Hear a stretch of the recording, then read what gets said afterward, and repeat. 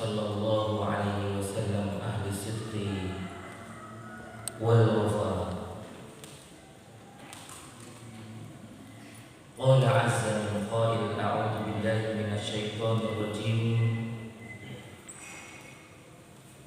Wa idh qala rabbuka lil malaikati inni khaliqun bashara Inni khaliqun basharan min salsalin min hama'in masnun fa idza sawaituhu wa nafakhtu fihi min ruhi faqa'u lahu sajidin fasajada al-malaikatu kulluhum ajma'un illa iblis aba an yakuna ma'as sajidin. Hadirin jamaah salat subuh rahimani wa rahimakumullah. Apa kabar semuanya, Bapak Ibu? Semuanya dalam kondisi sehat? Alhamdulillah. Kita bersyukur sekali kepada Allah, hadirin. Baru saja setelah kita sholat, kemudian ada informasi bahwa satu lagi dari hamba Allah kemudian dipanggil menghadap Allah. Dan Allah masih memberikan kepada kita peluang untuk menyempurnakan kebaikan demi kebaikan yang sudah Allah perintahkan. Ini merupakan bentuk kenikmatan yang luar biasa besar dari Allah kepada kita. Kita diberi usia tambahan pada hari ini. Kita diberikan pilihan kembali oleh Allah untuk melakukan berbagai macam aktivitas, dan kami mendoakan kepada hadirin semoga kita bisa mampu memanfaatkan waktu yang Allah berikan untuk melakukan kegiatan-kegiatan yang bermanfaat dan bernilai pahala. Amin ya rabbal alamin.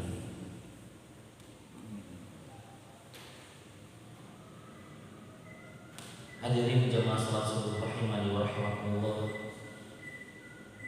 Informasi bahwa hari ini kemungkinan kami tidak bisa membersamai hadirin sampai pukul 6, mengingat dari Yayasan Al-Amin dan dari teman-teman perintis pesantren Ramadan, pesantren Adab, mohon maaf, sudah ada amanah jauh-jauh hari sebelumnya bahwa pukul 8 kita harus sudah berada di Caringin, Ciawi. Jadi ada kemungkinan kajian pada subuh kali ini tidak melanjutkan adab yang kemarin kita bahas, tapi kita mencari kajian yang tepat. Dan semoga hadirin yang berbahagia pada hari ini bisa memahami itu dan memakluminya. Hadirin rahimani wa rahimakumullah, mari kita buka Surat Al-Hijr, nomor surat yang ke-15.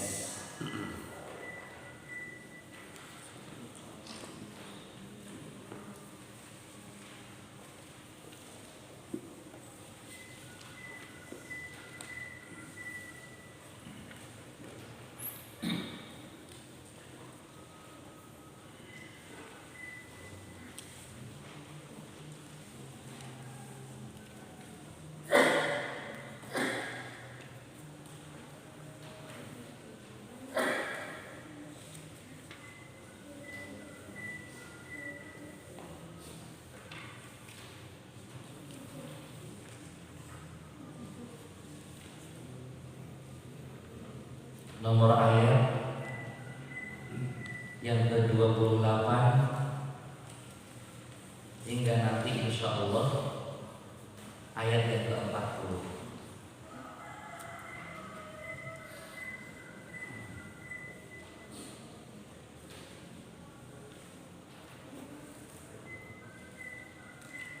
Mohon izin, di belakang ada Ustadz Muhammad Mu'ad. Kami harap untuk membacakan ayat-ayatnya. Silahkan, mau di depan boleh, mau dari belakang juga boleh. Saya ulang kembali, nomor suratnya 15, nama suratnya Al-Hijr, dimulai dari ayat yang ke-28 hingga ayat yang ke-40. Silahkan, barakallahu fikum.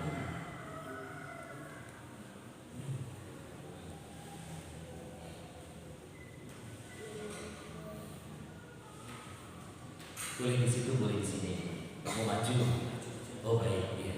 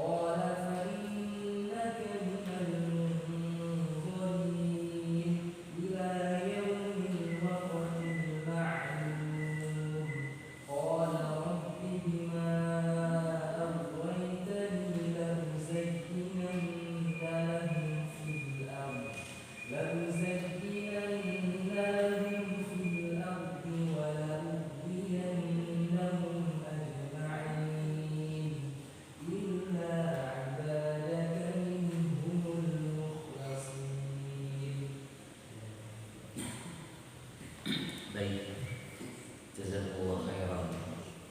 Hadirin rahimani wa rahimakumullah. Kita bersyukur sekali kalau di tengah-tengah kita ini banyak potensi-potensi yang Allah berikan. Ada hamba Allah yang dihadirkan ke Masjid Al-Amin untuk nanti berkontribusi dalam hal sarana prasarana. Ada hamba Allah yang kemudian Allah kirimkan ke Masjid Al-Amin untuk berkontribusi menyampaikan ilmu. Ada hamba Allah yang Allah kirim ke Masjid Al-Amin kemudian untuk membersami kita memperbaiki bacaan-bacaan Al-Quran. Ini merupakan nikmat dan kita semua bersyukur kepada Allah. Terima kasih untuk seluruh hadirin sekalian. Baik, hadirin rahimani wa rahimakumullah.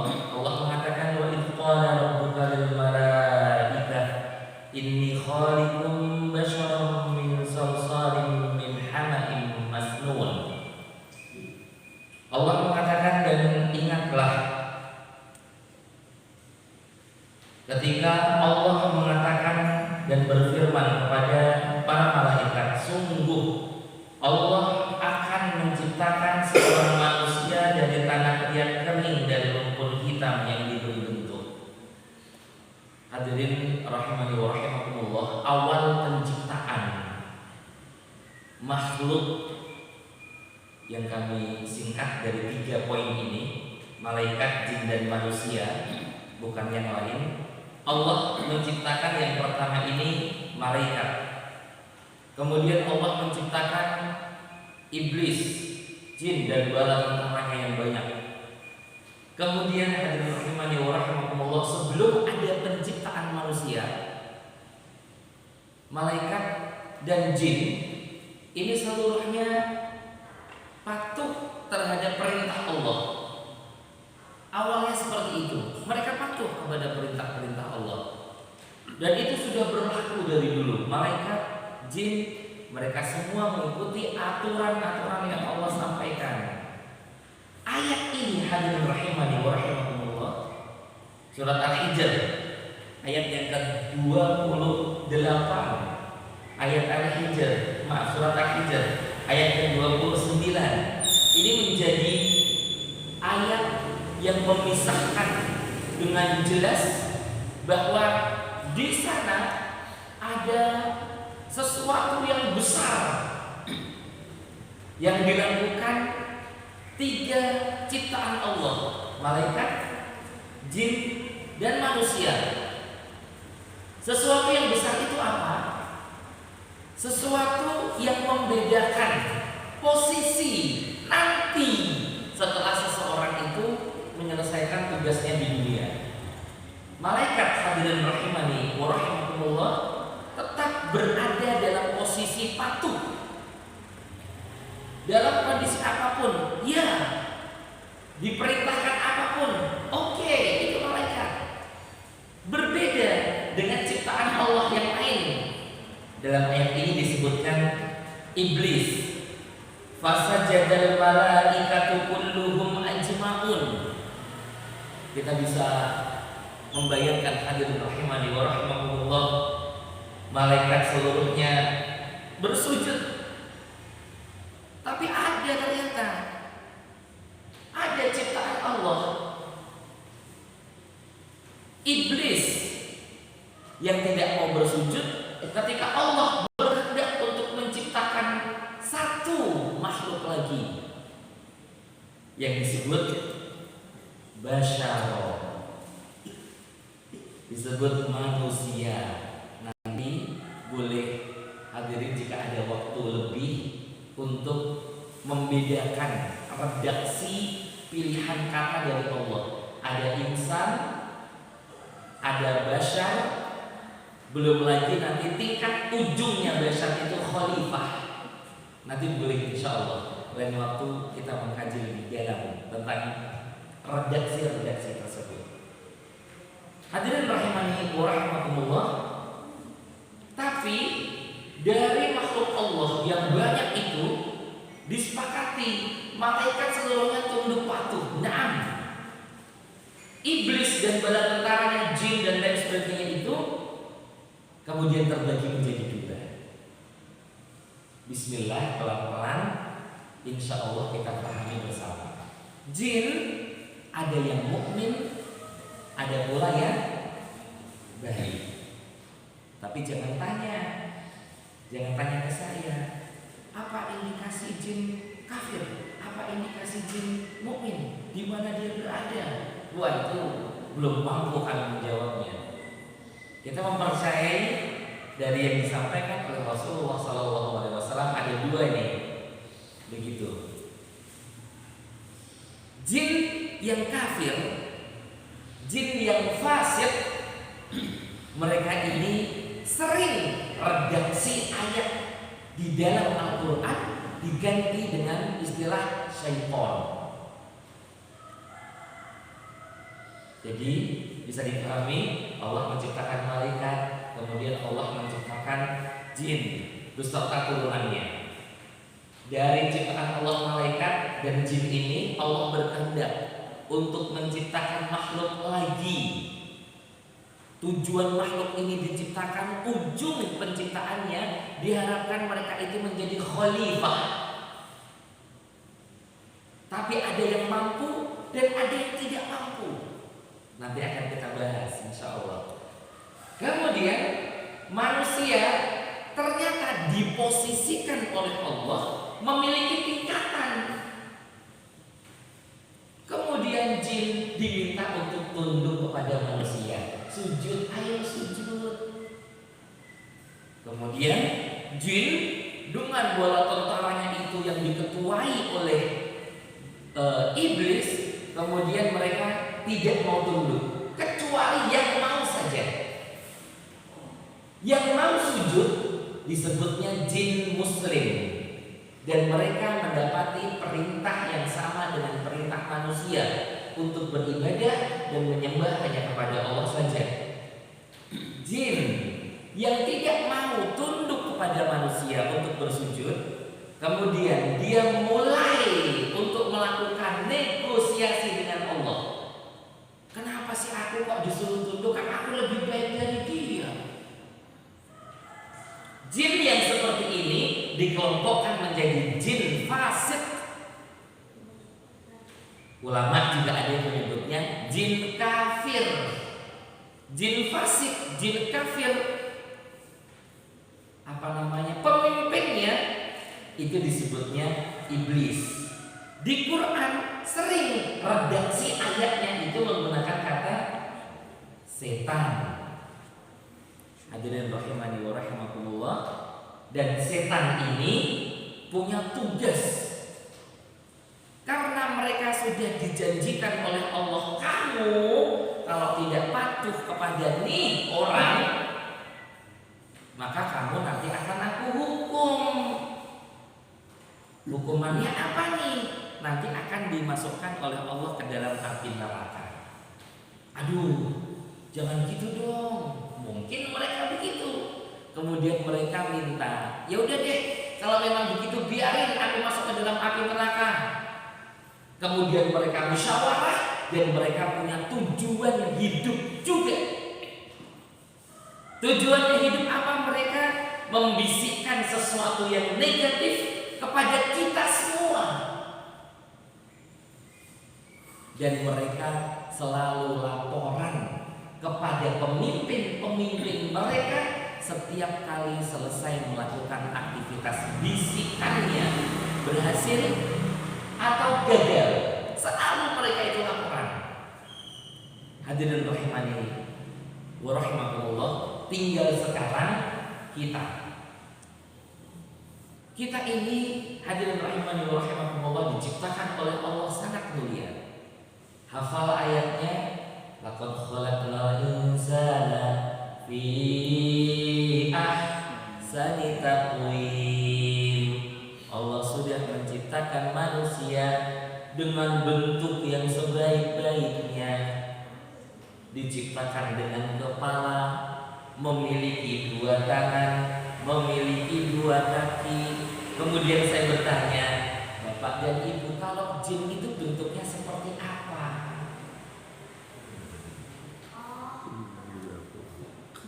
Gimana kalau jin? Jin punya tangan 2 atau 3? Jin punya tangan berapa, hadirin? Ada yang sudah pernah melihat? Baik. Yang disampaikan kepada kita melalui informasi-informasi yang ada itu seperti apa kira-kira? Mohon izin, pernah kita mendengar tidak ada makhluk Allah yang tidak bisa dilihat oleh mata kita? Kemudian kalau kita berjalan, pas berjalan di depan dia, kita masih santai aja. Pas ternyata dia mendahului kita, ternyata punggungnya bolong. Namanya apa? Nah, itu kira-kira benar apa tidak yang seperti itu? Punggungnya bolong. Nah, apalagi hadirin rahimani wa rahimakumullah, disampaikan lagi. Hadirin boleh mencari informasi, silakan cari informasi. Banyak sekali. Mau lihat di mana saja banyak. Bahwa ini semoga adik-adik Adlan, Aiman, Abi, kemudian siapa lagi? Hanif. Nanti tanya ke ayah ya, tanya ke abah ya, untuk memahami poin ini. Misalkan ada contoh putih-putih malam-malam gantung di pohon, disebutnya apa kira-kira? Oh, Kita itu banyak nama-namanya, kuntilanak, apalagi tadi yang bolong. Wah, kemudian yang bentuknya besar, rambutnya panjang, tapi yang paling hebat ada jin yang kalau di Indonesia dia pernah kuliah di Akademi Keperawatan.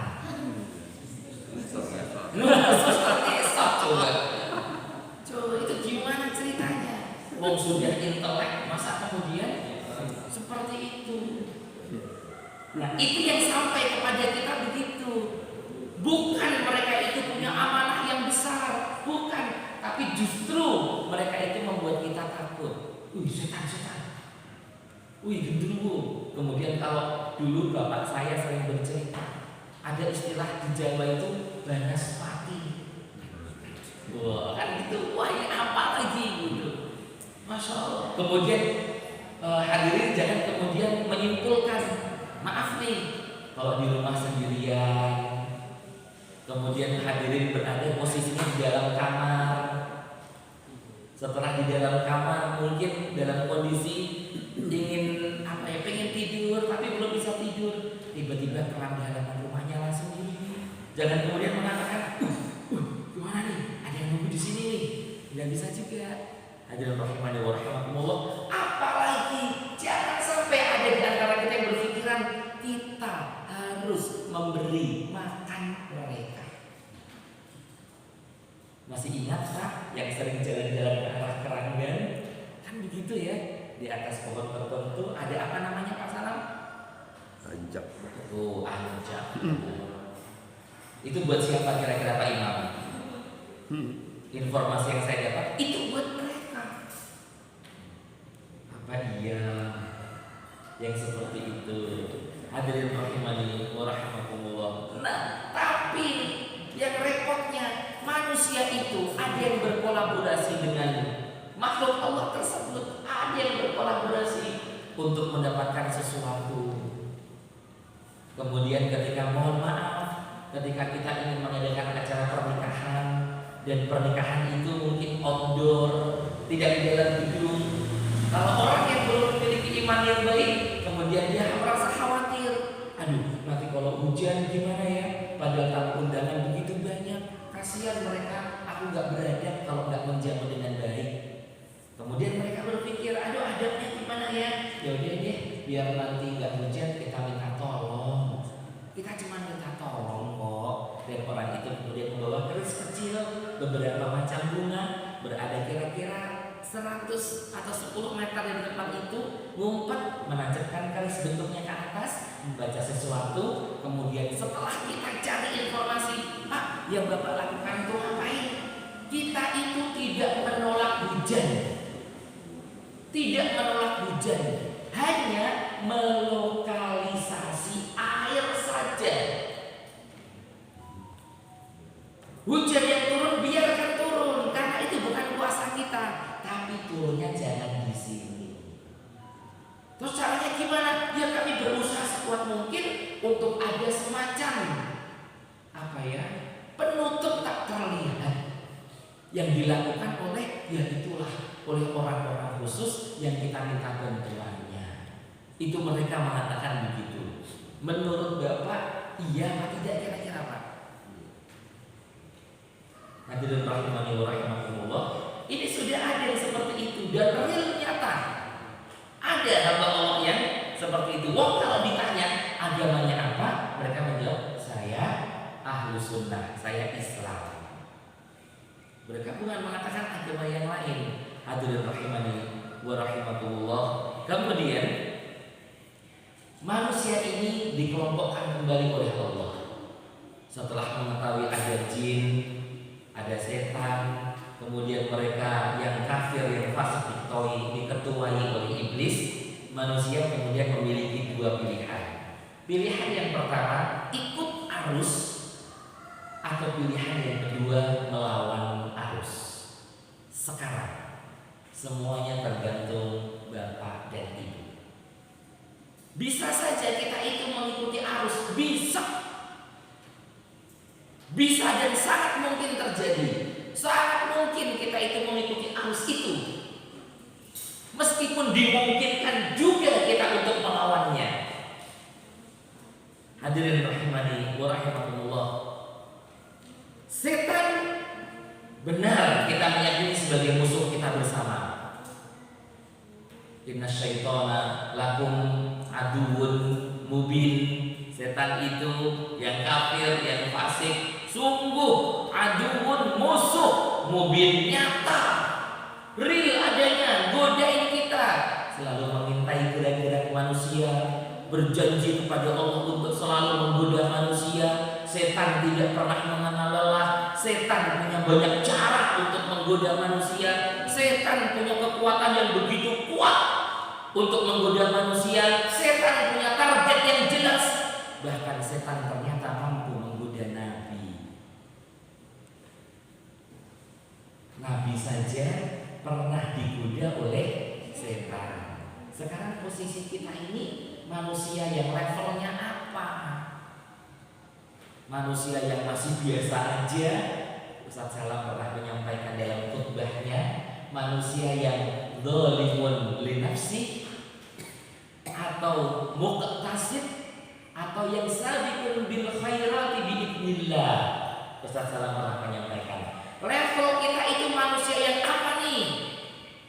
Yang level paling bawah adalah dzalimun li nafsi, yang mendolimi ilmu yang sudah kita ketahui, adab sudah disampaikan, tapi dilupakan. Jelas kita mau keluar rumah ada doa spesial yang harus kita baca, tapi seringnya terlupa. Itu dzalimun li nafsi. Sudah diberitahu ada doa yang mustajab, hebat loh. Kalau setiap kali kamu itu keluar rumah, pendek doanya, dan insya Allah kita itu bisa menghafalnya. Bismillahi tawakkaltu ala Allahi la haula wa la quwwata illa billah. Tapi kemudian lupa, atau karena tidak ada keinginan untuk beradab dan mengucapkan doa itu yang menjadikan Allah melupakan. Allah melupakan lewat mana Ustaz? Lewat godaan setan. Karena kalau seseorang keluar rumah mengucapkan doa itu, kemudian Allah memberikan perlindungan yang luar biasa, dilindungi dia, dicukupkan, tidak tersesat dia. Tapi ketika tidak membaca doa itu, sangat dimungkinkan di dalam perjalanan keluar rumah ia akan menjadi teman-temannya setan. Hadirin rahimani wa rahimakumullah, itu satu contoh. Tapi jangan juga kita nakalin setan, karena kita nggak tahu. Contoh nakalin setan, Bapak Ibu pernah mendengar kalau kita itu makan kemudian mengucapkan bismillah sebelum makan, setan kemudian tidak ikut makan bersama kita? Pernah mendengar itu? Satu di antara adab makan adalah berdoa sebelum makan. Doanya bismillah. Dan manfaatnya kita mengucapkan doa bismillah itu, kita tidak ditemani oleh setan. Setan tidak bisa mengambil jatah rezeki kita. Setan akan lari. Nggak bisa kemudian diakal-akalin. Kita pengen godain setan gantian. Kan sering setan godain manusia. Coba sekarang kita godain. Ada cabai, kita ambil cabai itu, kita makan cabainya. Jangan pakai bismillah, biar setan ikut makan cabai. Setelah selesai makan cabai, kita kepedesan, kemudian kita minum bismillah, biar setan tetap kepedesan. Logis nggak kira-kira? Hadirin rahimahullah. Jangan juga ngarang-ngarang begitu. Setan itu alamnya lain, dunianya lain. Jangan kemudian diakal-akalin seperti itu.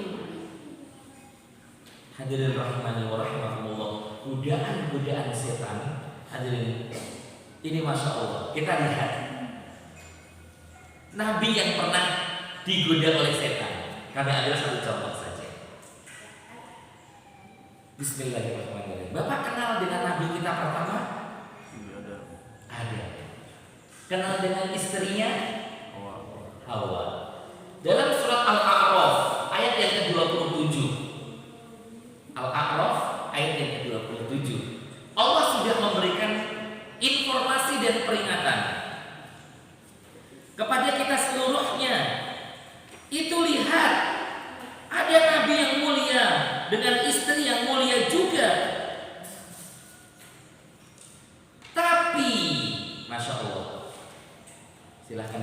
Al-A'raf 27.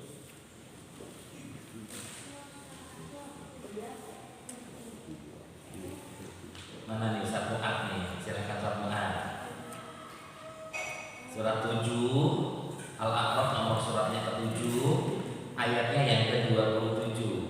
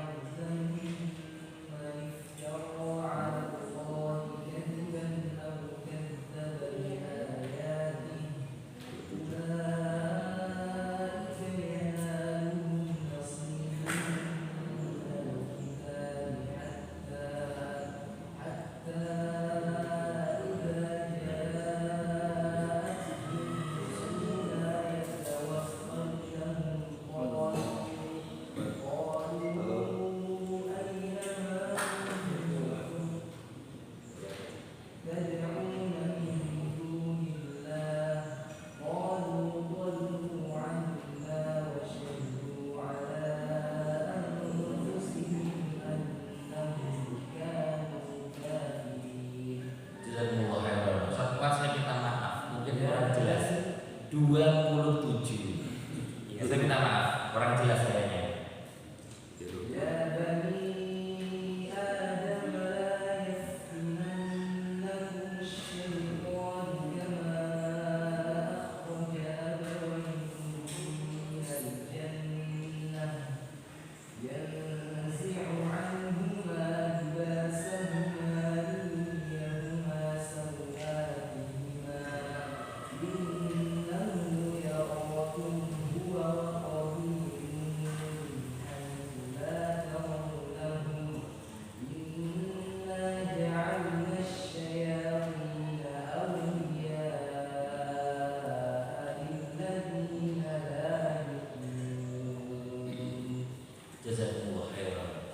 Hadirin rahimani wa rahimakumullah, Allah mengatakan, wahai anak cucu Adam, wahai bapak-bapak yang saat ini hadir di Masjid Al-Amin, karena kita semua cucunya Adam, jangan sampai bapak ibu sekalian tertipu oleh setan, sebagaimana halnya setan telah mengeluarkan ibu bapak kita dari surga. Hadirin rahimani wa rahimakumullah, kalau ada ayat seperti ini, kemudian sudah kita dengarkan dan tahu penyesalan yang begitu besar dari Adam, kemudian bermohon kepada Allah, Rabbana dzalamna anfusana wa illam taghfir lana wa tarhamna lanakunanna minal khasirin. Adam dengan satu kesalahan kemudian beristighfar kepada Allah, dan sudah Allah ampuni itu. Tapi lihat hadirin rahimani wa rahimakumullah, betapa kuat dan dahsyatnya itu setan untuk menggoda Nabi. Kita lihat kasus yang lain. Ketika setan berusaha semaksimal mungkin untuk menggoda istri Al-Aziz, kalau sering disebut dalam kisah Zulaiha. Kalau dalam Al-Quran tidak disebutkan nama, disebutkan Imro'atul Aziz. Berarti apa ya? Istrinya orang mulia, begitu. Kemudian setan tersebut berkolaborasi, join, bekerja sama. Setan yang goib, yang gak terlihat itu menggoda seorang perempuan, dan perempuan itu juga menggoda calon nabi besar Yusuf alaihissalam.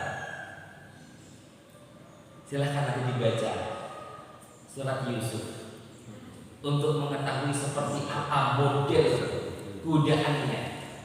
Bagaimana nanti istri Al-Aziz menyiapkan segala perangkatnya, kemudian siapa yang memanggil Yusuf untuk masuk ke dalam kamarnya, kemudian apa dialog di dalam kamar itu, kemudian seperti apa Allah menyelamatkan Yusuf, kemudian begitu keluar dari pintu siapa yang ditemui oleh Yusuf, apa yang mereka obrolkan, dan bagaimana akhir manis dari kisah iman tersebut. Silakan hadirin dikisahkan untuk anak-anak kita usia balik, untuk kisah itu, jangan untuk anak-anak seperti sekarang, anak saya, Adlan, Abi, jangan yang itu, silakan cari yang lain. Hadirin rahimani wa rahimakumullah, tinggal sekarang kami dan Bapak Ibu sekalian melakukan 3 hal antisipatif agar kita itu terus menerus memiliki kekuatan yang Allah berikan untuk berani melawan setan itu. Karena benar hadirin rahimani wa rahimakumullah, di akhirat nanti tidak ada peluang sekalipun bagi kita semua untuk menyalahkan setan. Ya Rob, aku kan dulu begini karena godaan setan. Gak ada peluang itu. Kita gak bisa nyalahin setan. Karena setan mengatakan fala talumuni, jangan kamu hinakan aku, walumu anfusakum. Itu ketika setan diberi kesempatan untuk berkhutbah di dalam panasnya api neraka. Dalam surat Ibrahim Allah mengatakan itu. Mari kita buka. Surat keberapa? Hadirin Ibrahim. Baik.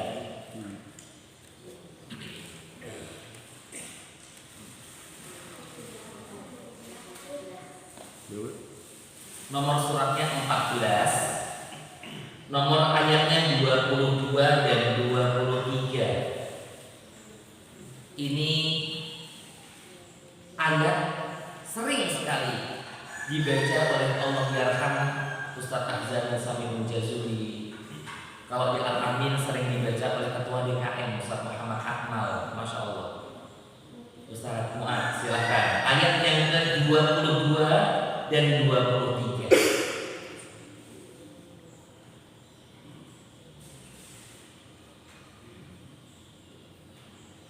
Surat Ibrahim nomor suratnya 14.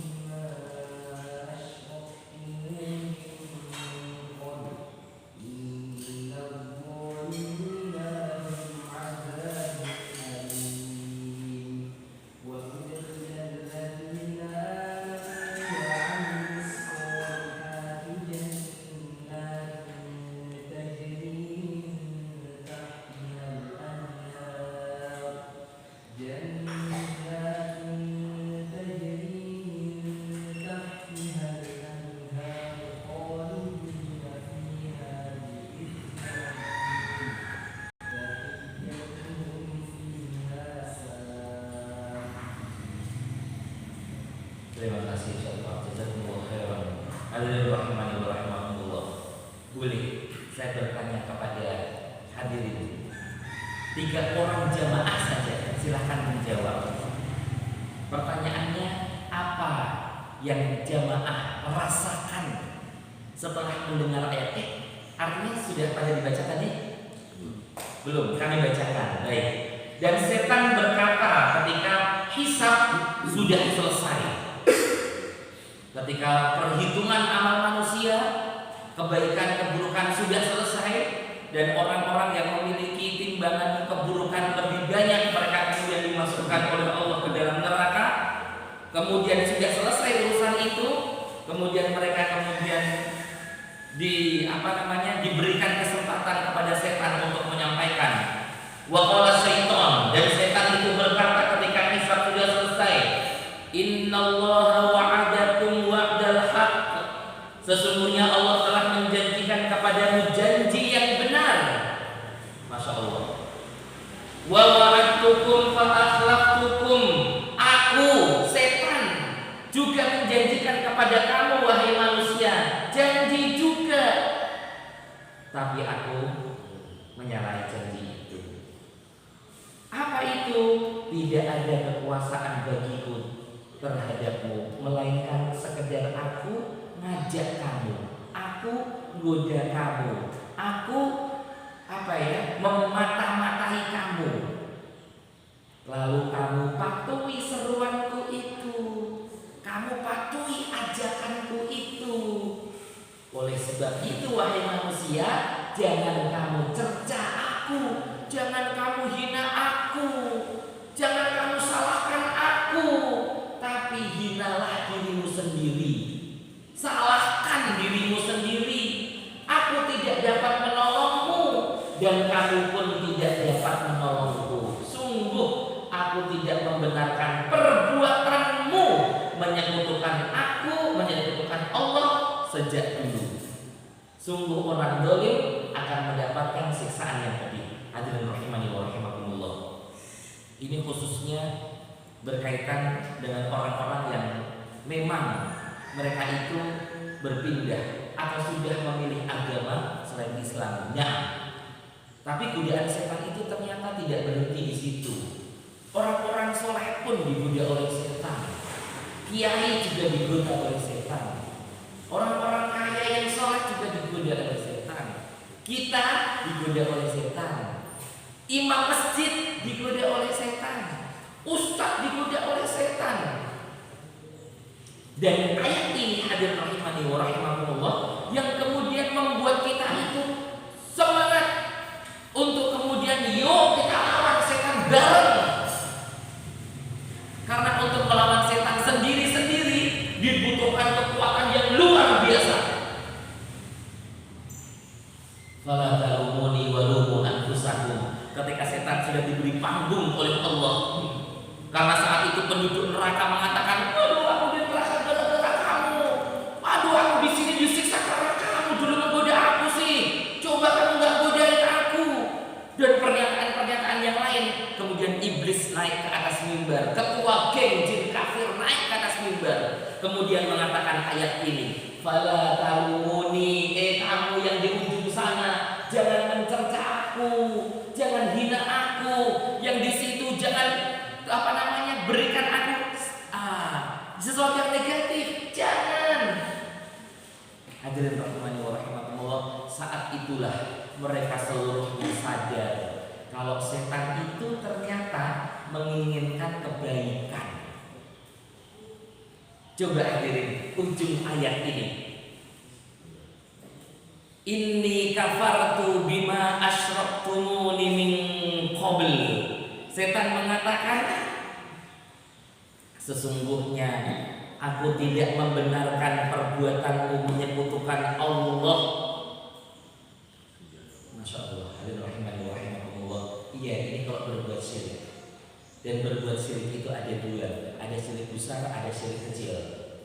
Syirik besar kita berusaha maksimal untuk jangan pernah. Tapi untuk syirik kecil, hadirin rahimani wa rahimakumullah, karena memang itu syirik kecil. Tapi meskipun syirik kecil itu merupakan dosa yang paling besar. Karena dosa syirik itu, apa di antara syirik kecil itu? Pengen didengar, pengen dilihat. Kalau kata orang sekarang, ada orang-orang yang sombong-sombong itu, sudah itulah. Dengan hartanya dia pengen didengar. Kalau dia memiliki saldo sekian juta, memiliki investasi, atau sudah selesai berwakaf di sana dan di sini, kemudian dia mengatakan, Pak, itu wakaf saya. Bukan untuk motivasi, tapi untuk menyombongkan diri, riak dia. Sum'ah pengen didengar kehebatannya. Masjid ini kokoh, bagus. Kira-kira siapa Pak yang belum tahu nggak yang bangun? Saya. dengan kesombongannya, dengan ilmu yang dimilikinya. Masya Allah, hadirin rahimani wa rahimakumullah. Kalau sudah ada seperti ini, peta dunia dan nanti peta akhirat. Peta dunia, setan berusaha semaksimal mungkin untuk menggoda kita. Ini dunia. Dan kita ini pasti menjadi objek yang digoda terus-terusan. Sampai kapan?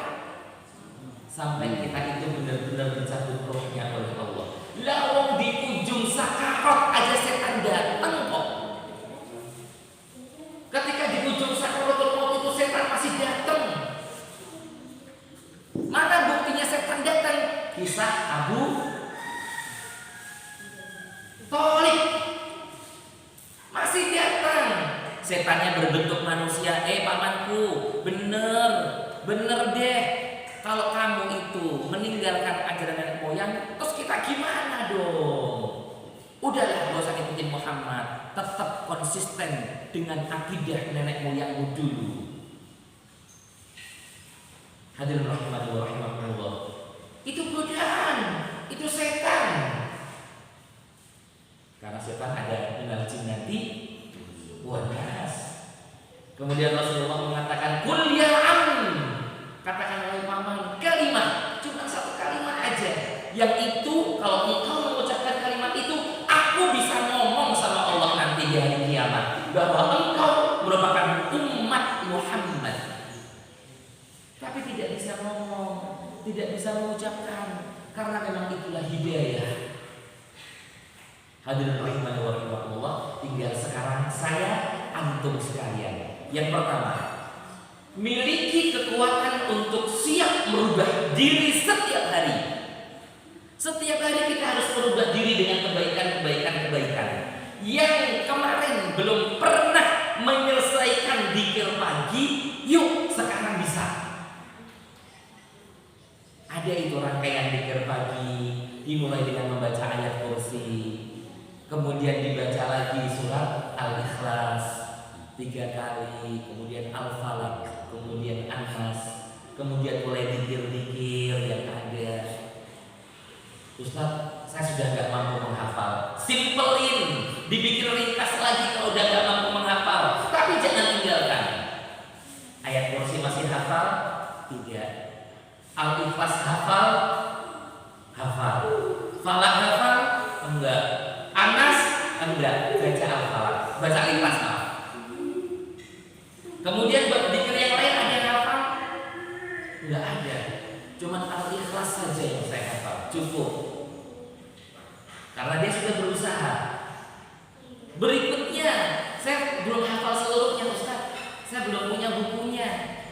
Boleh dicari. Ustaz, saya hafal, tapi kadang nggak membaca. Nah, yang begitu itu hadirin rahimani wa rahimakumullah. Sudah hafal, di sana ada sayyidul istighfar, tapi nggak dibaca. Tahu, tapi nggak dibaca. Itu namanya yang Pak Salam sampaikan, dzalimun li nafsi. Sudah tahu ini menu spesial, ini makanan lezat, nikmat, bergizi. Ketika dia sampai di hadapan makanan itu, cuek aja. Oh, ini makanan bergizi. Ya nggak dapat manfaatnya kalau cuma ngomong, oh, dzikir pagi itu manfaatnya banyak. Tapi nggak mengucapkan. Mengucapkannya pun jangan cuma dzikir lisan. Jangan cuma diucapkan, Allahumma anta rabbi la ilaha illa anta khalaqtani wa ana abduka wa ana ala ahdik. Jangan. Pelan diresapi. Allahumma anta rabbi la ilaha illa anta khalaqtani wa ana abduk. Kemudian di akhir lagi ada kalimat yang penting. Allahumma inna nas'aluka ilman nafi'an wa rizqan thayyiban wa amalan mutaqabbalan. Masya Allah. Dzikir itu seakan-akan rangkuman doa yang menjadikan hari-hari kita nanti ke depan produktif. Karena di sana ada permohonan ampun, di sana ada permintaan agar kita itu tidak malas, dan seluruh doa itu bernilai adab-adab yang mulia. Allahumma inni a'udzubika minal kasali. Allahumma inni a'udzubika minal kasal. Ya Allah, aku berlindung kepadamu dari rasa malas. Kalau sudah berlindung kepada Allah dari rasa malas, tentunya dia akan dijadikan oleh Allah menjadi hambanya yang